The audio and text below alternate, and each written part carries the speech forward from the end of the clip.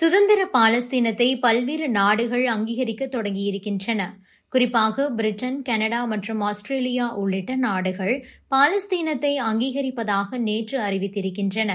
ஆனால் இதற்கு எதிர்ப்பு தெரிவித்துள்ள இஸ்ரேல் பிரதமர் நெதன்யாகு பாலஸ்தீனம் என்ற ஒன்றே கிடையாது என கூறியிருக்கிறார்.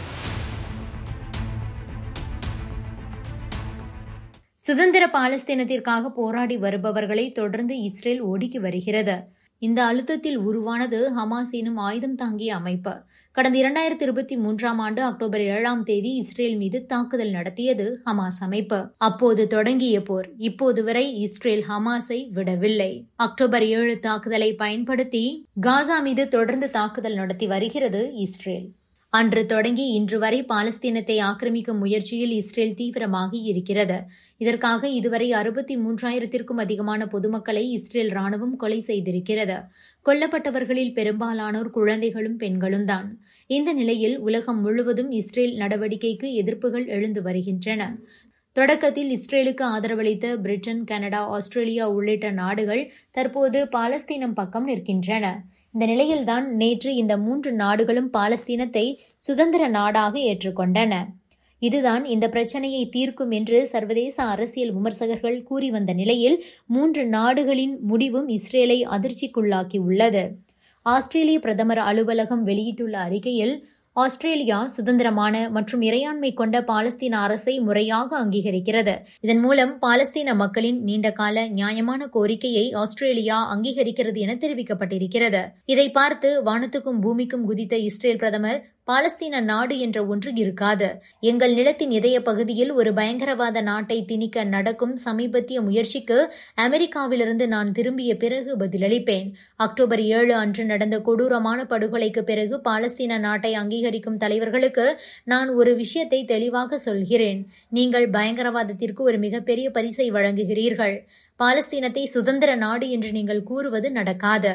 உள்நாட்டிலும் வெளிநாட்டிலும் மிகப்பெரிய அழுத்தத்திற்கு மத்தியிலும் பல ஆண்டுகளாக அந்த பயங்கரவாத அரசு உருவாவதை நான் தடுத்துள்ளேன்.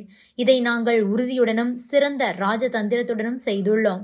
மேலும் யூதேயா மற்றும் சமாரியாவில் யூத குடியிருப்புகளை இரட்டிப்பாக்கி உள்ளோம். இந்த வழியில் நாங்கள் தொடர்ந்து செல்வோம் என கூறியிருக்கிறார். இஸ்ரேல் வெளியுறவுத்துறை அமைச்சகம் வெளியிட்டிருக்கும் அறிவிப்பில், பாலஸ்தீன நாட்டின் அங்கீகாரத்தை இங்கிலாந்து மற்றும் சில நாடுகள் ஒருதலை பட்சமாக அறிவித்ததை இஸ்ரேல் திட்டவட்டமாக நிராகரிக்கிறது. இந்த அறிவிப்பு அமைதியை உருவாக்காது, மாறாக மேலும் நிலையற்ற தன்மையை தான் உருவாக்குகிறது. அது மட்டுமில்லாமல் எதிர்காலத்தில் அமைதியான தீர்வை அடைவதற்கான வாய்ப்புகள் குறைகிறது என கூறியிருக்கிறது. பாலஸ்தீனத்தை அங்கீகரிப்பது என்றால் என்ன? அது காசாவுக்கு ஏன் முக்கியம்? அது பற்றி பார்க்கலாம். பாலஸ்தீனம் என்பது இருக்கும், அதே நேரம் இல்லாத ஒரு நாடு. அதாவது உலகளவில் பாலஸ்தீன நாட்டிற்கு குறிப்பிடத்தக்க அங்கீகாரம் உண்டு. பல நாடுகளில் பாலஸ்தீன தூதரகங்கள் இயங்குகின்றன.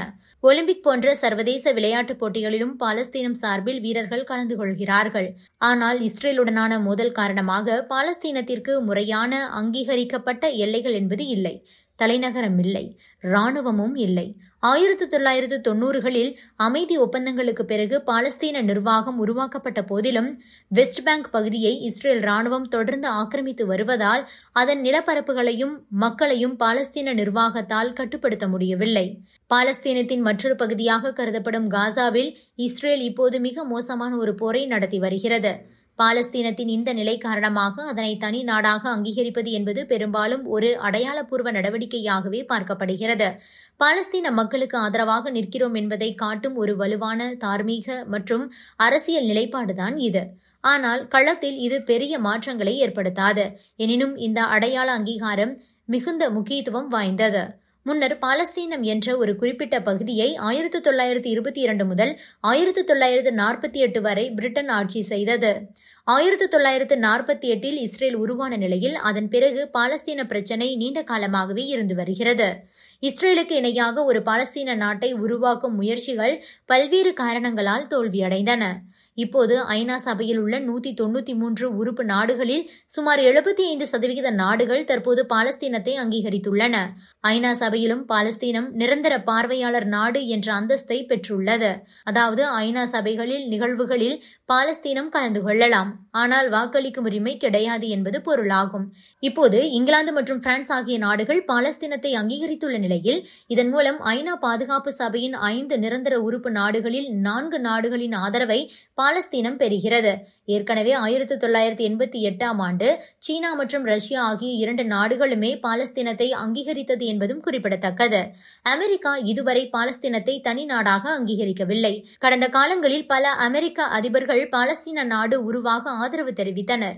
இரட்டை நாடு உருவாக்கப்படுவதே ஒரு தீர்வாக இருக்கும் என குறிப்பிட்டனர். ஆனால் தற்போதைய அதிபர் டிரம்ப் பாலஸ்தீனத்தை கடுமையாக எதிர்க்கிறார், இஸ்ரேலை முழுமையாக ஆதரிக்கிறார். மேலும் பாலஸ்தீனத்தை அங்கீகரிக்கும் நாடுகளையும் டிரம்ப் நிர்வாகம் கடுமையாக எச்சரித்திருக்கிறது. சுருக்கமாக சொல்ல வேண்டுமென்றால், இப்போது இங்கிலாந்து, ஆஸ்திரேலியா, கனடா ஆகிய நாடுகள் காசாவை அங்கீகரித்துள்ளது தார்மீக ரீதியாகவும் புவிசார் அரசியல் ரீதியாகவும் முக்கியமான ஒன்று. ஆனால் களத்தில், குறிப்பாக காசா மோதலை முடிவுக்கு கொண்டு வருவதில் இது பெரிய மாற்றத்தை கொண்டு வராது. Subscribe to One India and never miss an update.